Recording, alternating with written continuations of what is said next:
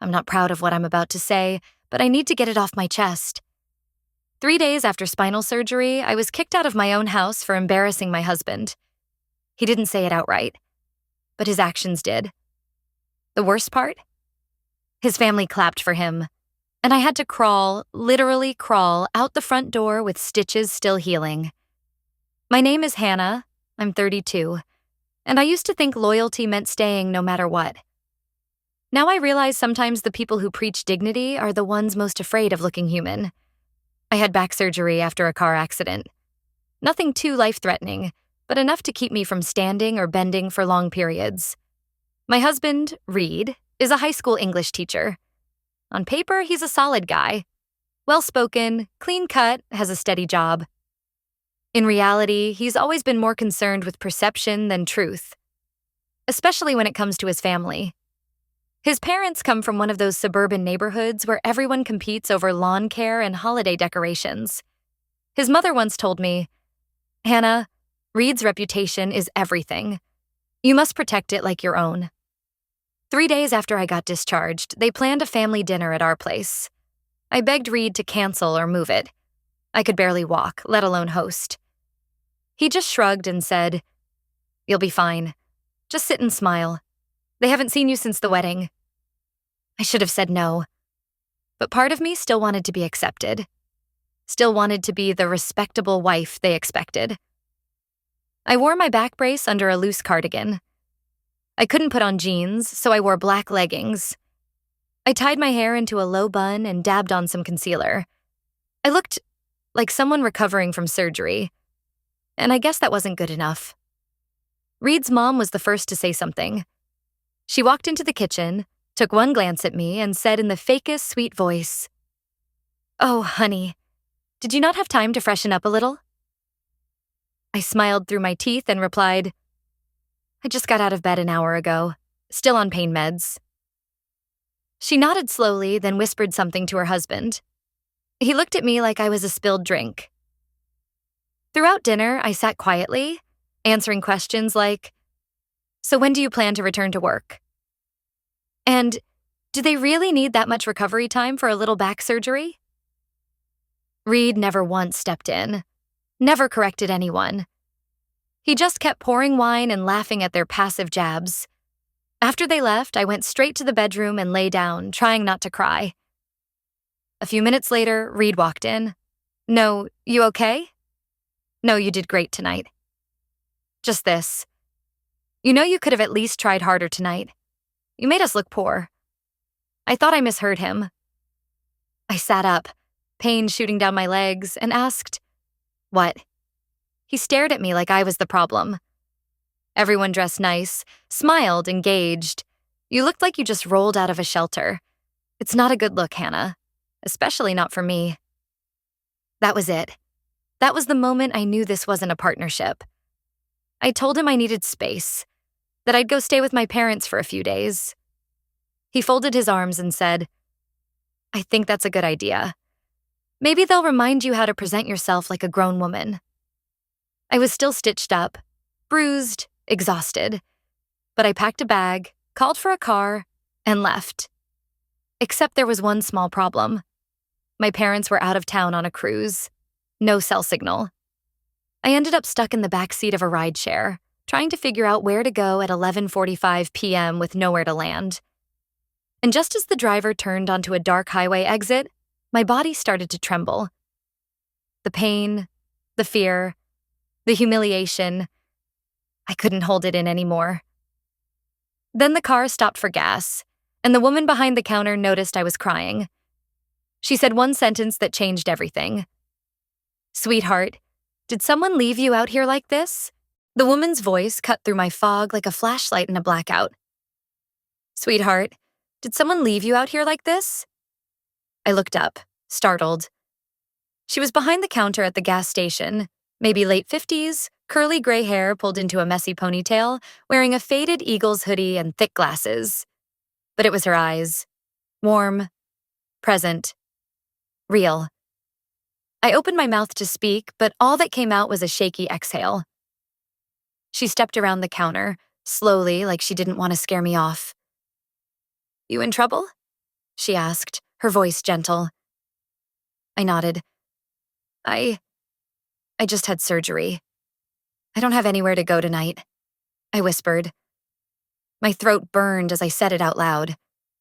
She looked me up and down, not with judgment, but like she was assessing what I needed. She didn't ask for more details. She just said, "My name's Pamela, and I don't leave women stranded at gas stations. Come on." She helped me up and guided me to her old pickup truck. The ride to her place was quiet, except for the occasional rattling of tools in the back seat.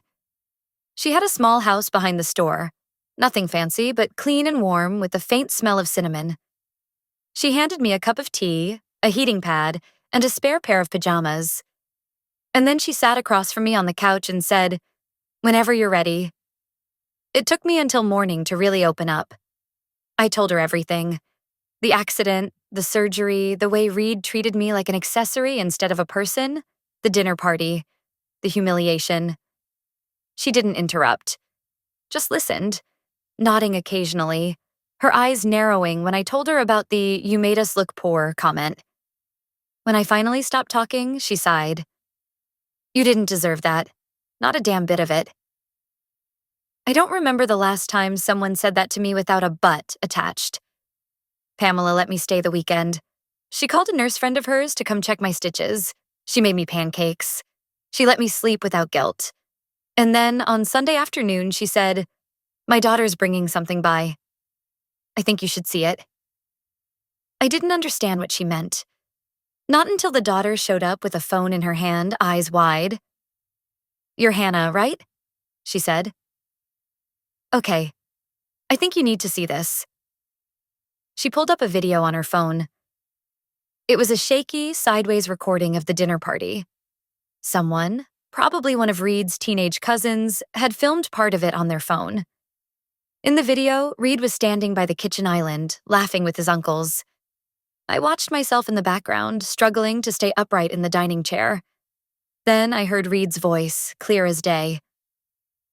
"Yeah, I told her to stay in the bedroom, but she insisted on joining. It's just embarrassing, man. She looks like a junkie in recovery. My mom was horrified. I can't have that at the table." He was smirking. His family laughed. My stomach turned. Pamela's daughter looked at me and said, "This has already made the rounds on Facebook. A friend of mine posted it in the local group. It's getting shared fast." I couldn't speak. I didn't even know what I was feeling. Rage, shame, heartbreak, relief. All of it all at once. Pamela rested a hand on my shoulder.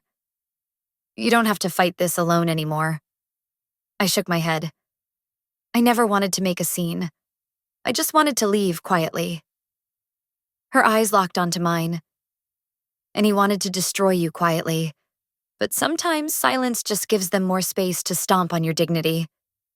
I stayed silent for a few beats. Then I said something I didn't even know I meant until the words came out. "I want to file for divorce." Pamela didn't flinch. She just smiled and said, "Good. Because there's one more thing you need to see." She reached for a manila envelope sitting on her counter. Inside it was a business card. The name on it? Matthew K. Rowland, Esquire. Family law. Pamela winked.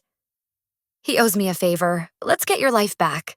I wasn't even awake when my reputation exploded. Pamela was already in the kitchen, humming and frying bacon, when I shuffled out of the guest room. She looked up from the pan, raised her eyebrows, and said, "You seen it yet?" I blinked. "Seen what?"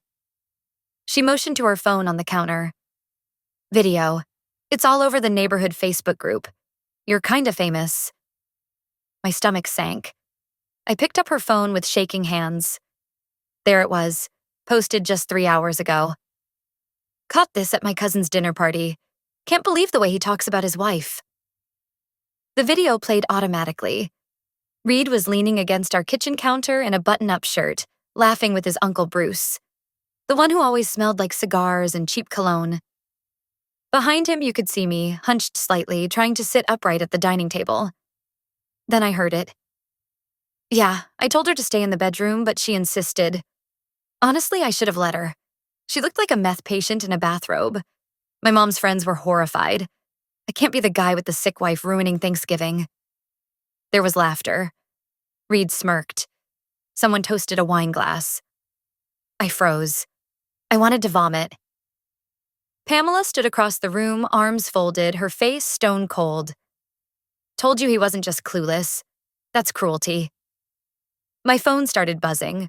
5 missed calls, 3 texts from old coworkers, 1 from my childhood piano teacher, all saying the same thing. I'm so sorry. Are you okay? You didn't deserve that. But the worst one? The one that made my ears ring? Reed, 2 minutes ago. Don't make this a thing. Delete the video. You're ruining me. I was ruining him? The audacity nearly made me laugh, but I didn't have time to feel anything yet. Because less than 10 minutes later, Pamela's doorbell rang. It was her daughter again, breathless and holding up her phone like a reporter on the scene. Mom, you're not going to believe this. Reed just commented under the video. She read it out loud. This was taken out of context. We were joking around. My wife's fine. In fact, she's staying with a friend for some rest. This is a private family matter. The comments below were savage. Oh, so you're the guy comparing your wife to a meth addict? If she's fine, why isn't she the one talking? Sick of men hiding behind family matters when it's just emotional abuse. And then something wild happened. One of Reed's students, a senior at the high school, commented under his post. This man gave us a lecture on respecting women last week. Meanwhile, he said this about his wife in front of us before class even started. More students chimed in. Screenshots of class group chats. Anonymous DMS from people who'd seen him mock me months earlier. One girl even said he told a group of football players that women get dramatic when they can't handle pain. My mouth was dry. My body started shaking. Not from fear, from adrenaline, from disbelief, from betrayal. Pamela put a hand on my shoulder. You want me to call Matthew now? I nodded. While she made the call, I grabbed my own phone. Out of morbid curiosity, I checked Reed's profile. He'd gone completely silent. No new posts, comments disabled. His last public story was a photo of our dog in a Santa hat. But then, a message popped up. From his boss. I read it twice. Hannah, I wanted to reach out personally. I've seen the video. I'm incredibly sorry for what you've been through. Please know that we're taking this seriously. My ears rang again, but this time with vindication. Until I saw the last line. Also, we didn't realize you were Pamela's niece. Wait. What? I walked into the kitchen, stunned. Pam, what does he mean?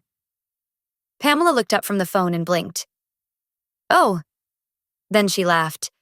Guess it's time I told you. My brother owns the school district. I stood there, floored. Everything inside me paused.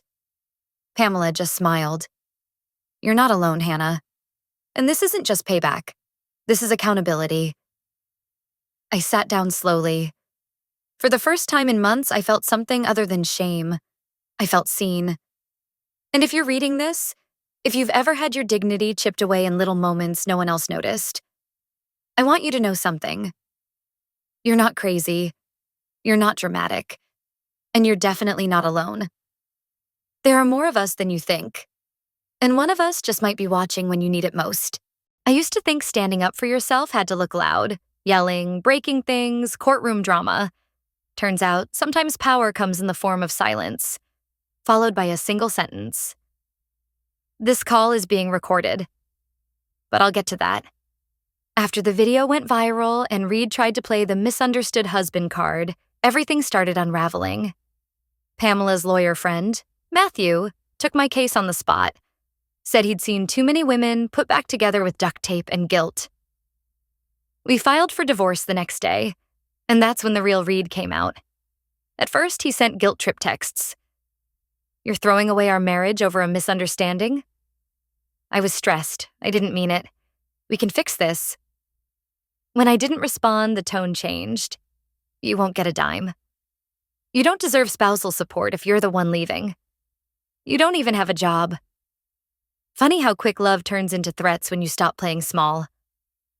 Matthew advised me not to engage, but we both knew it was only a matter of time before Reed tried something dumber than usual.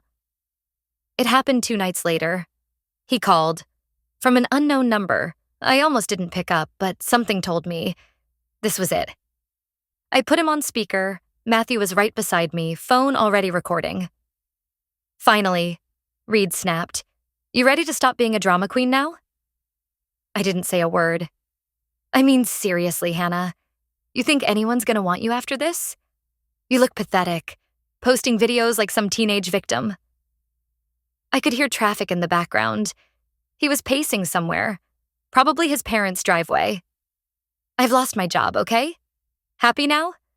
I've been suspended indefinitely. My students think I'm some kind of wife beater. My mom's crying every day. Do you even care what this is doing to us? He paused like he expected sympathy. Still, I said nothing. You want money? Too bad. I'm not giving you a single cent. You think anyone in this town is gonna hire a woman who can't even keep her own marriage together? That's when I said it. Calm, flat, no emotion. Reed, this call is being recorded. The silence on the other end was immediate. Then, wait, you're recording this? I didn't answer. I didn't mean, you can't do that. That's not legal. Matthew leaned in, clear and calm. Actually, in this state, one-party consent applies. You can hang up now or keep digging. The line went dead. I didn't feel triumphant. Not yet. But I felt steady. That night, we filed an emergency motion to freeze joint assets. Reed had been siphoning money from our savings account and trying to move it to his father's name. Caught. The next day, Matthew presented the call transcript and screenshots of the video to the mediator assigned to our case. Reed was officially served. He didn't show up to mediation. His lawyer, Wad, who sounded younger than half the kids he taught, told the court Reed wasn't emotionally ready for legal proceedings. The judge didn't care.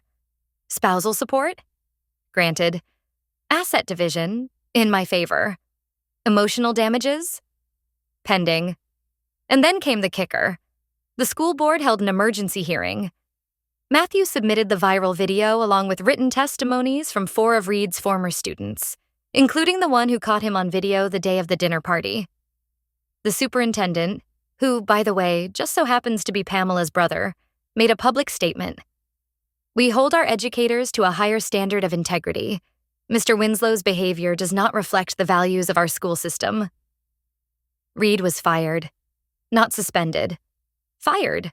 With cause. No severance. No pension rollover. His teacher's license? Under review by the state board. And here's the part that made me stop breathing. 3 days later, Pamela got an envelope in her mailbox. No return address. Just a folded photo. It was a sonogram, with a sticky note that read, "You ruined everything. I hope you're happy. E.M. M as in Monica. As in Reed's ex-girlfriend, who he'd always said was crazy and manipulative and just needed attention. Turns out they'd never really stopped talking. Turns out I wasn't the only one he'd been telling to stay silent. I stared at that photo for a full minute before handing it to Matthew. I'm not scared of him, I said. But inside, something broke all over again. Because as much as I want justice, what I really want is to not feel like a fool for ever loving him. If you've ever been gaslit so long you questioned your own memory, if you've ever smiled through humiliation just to keep the peace, I see you. And I promise, I'm not done yet. Reed tried calling again the night before our final court date. I didn't answer. I didn't even flinch. By then, I'd heard it all. The apologies wrapped in guilt, the fake tears, the blame shifting. It always ended the same way. You're ruining me. As if I hadn't been bleeding quietly for years while he built a version of himself that didn't even include me. But court didn't care about his narrative. They cared about evidence. And I had plenty. Matthew submitted everything. The phone call, the video, The financial transfers, the sonogram. Even the anonymous letters Pamela had received after the story blew up. Each one from former students, former partners, former friends of Reed's, all saying the same thing. He made me feel small, too. He didn't show up to court that day either. His lawyer arrived late and alone, holding a sad little file folder and muttering about mental health leave. The judge didn't buy it. The court finalized the divorce in my favor. Reed was ordered to pay monthly support, surrender his claim to the house, and issue a public statement acknowledging his misconduct. Not because I wanted an apology, but because it mattered that the people he manipulated knew he wasn't who he pretended to be. His parents tried to protest in court, tried to speak on his behalf. The judge shut them down so fast, I almost laughed. "You're not the one who lost her spine on a couch while being mocked for existing," she said flatly. And just like that, it was over. I walked out of that courthouse into the cold October air, holding nothing but a manila envelope and my name, my real name, intact. It wasn't the kind of victory that gets you flowers. It was the kind that comes with silence and peace.